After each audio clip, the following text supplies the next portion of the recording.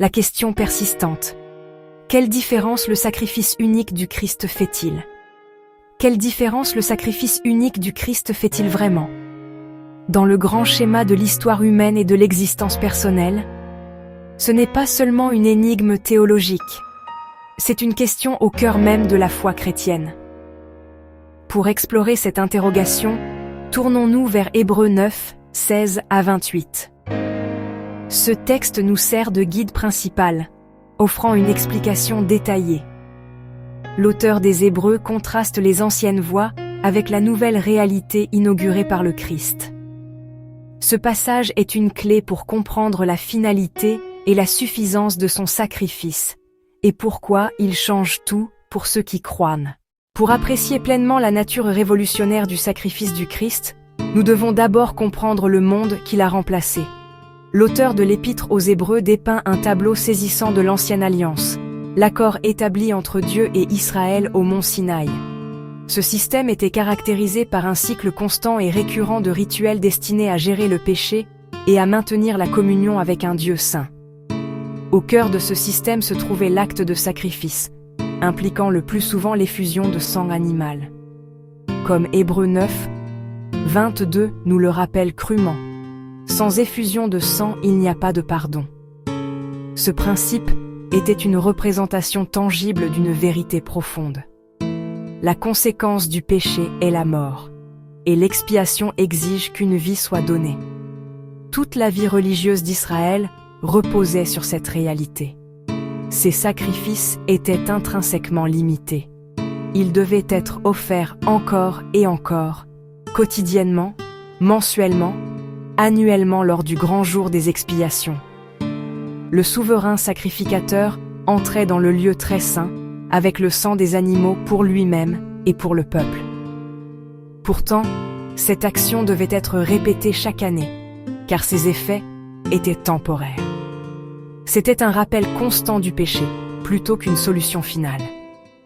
Le sang des taureaux et des boucs purifiait rituellement, mais ne changeait pas le cœur ni n'effaçait définitivement la tâche du péché. L'auteur des Hébreux introduit une analogie brillante et accessible pour expliquer la transition d'alliance. Il compare l'alliance de Dieu à un testament. La mort du testateur doit être constatée. Un testament n'a force qu'après le décès. La mort active l'héritage. Ainsi, l'alliance est mise en vigueur par une mort. Moïse prit le sang de veau et de bouc, l'aspergea sur le livre et sur le peuple, déclarant « Ceci est le sang de l'alliance ». Cérémonie solennelle, la vie versée ratifie l'accord. Presque tout sous la loi était purifié par le sang, copie des réalités célestes. Si la première alliance requérait le sang d'animaux, combien plus la nouvelle alliait-elle une mort supérieure? Elle promet un héritage plus grand, rédemption éternelle, conscience purifiée, accès à Dieu. La mort d'un animal ne suffisait plus. Un testament nouveau et parfait exigeait une mort nouvelle et parfaite pour donner vie à ces incroyables promesses. L'argument atteint son point culminant. L'ancien système demandait une entrée annuelle dans un sanctuaire terrestre avec du sang animal. Le Christ réalise une action parallèle, infiniment supérieure. Il n'est pas entré dans un sanctuaire fait de mains d'hommes, simple copie du véritable, mais dans le ciel même, paraissant devant Dieu pour nous. Il a quitté l'ombre pour la substance. Il n'a pas apporté le sang d'une chèvre ou d'un veau. Il s'est offert lui-même. Cœur de l'unicité, sa propre vie parfaite. Son sacrifice n'a pas besoin d'être répété. Il a paru une seule fois pour abolir le péché par son sacrifice. La répétition signalait la faiblesse. L'unicité signale la puissance. À la fin des temps, moment décisif de l'histoire humaine, il a offert sa vie parfaite, une fois pour toutes, pour traiter le péché définitivement. Le sacrifice unique et irremplaçable a des implications profondes. Il modifie la relation entre l'adorateur et Dieu. Avant, conscience coupable constante, travail jamais terminé. Position conditionnelle, dépendante du prochain rite. Le Christ brise ce cycle. Effet permanent. Le péché est traité à la racine. Le pardon devient un nouveau statut permanent. Par une seule offrande, il a rendu parfait pour toujours ceux qui sont sanctifiés. Notre position n'est plus basée sur nos performances. Accès direct, le voile est déchiré. Assurance d'entrée par le sang de Jésus. La répétition cède à la permanence. Une relation confiante avec Dieu est désormais possible. Il est réservé aux hommes de mourir une seule fois, après quoi vient le jugement. Trajectoire inévitable, vie, mort, jugement.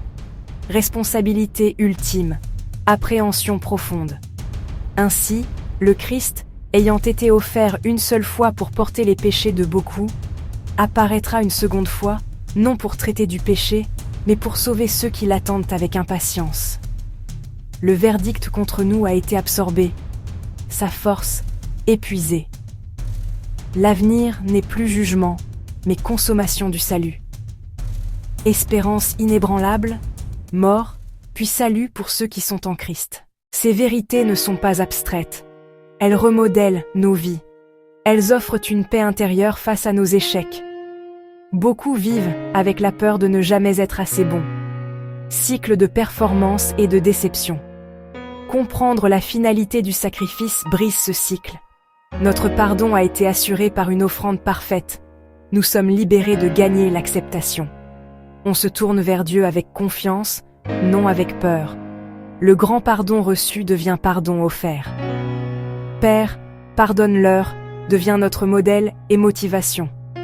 Annuler la dette, refuser l'amertume, semer la réconciliation. L'ancien cycle cède la place à une solution unique et permanente. Quelle différence fait ce sacrifice unique? Il fait toute la différence.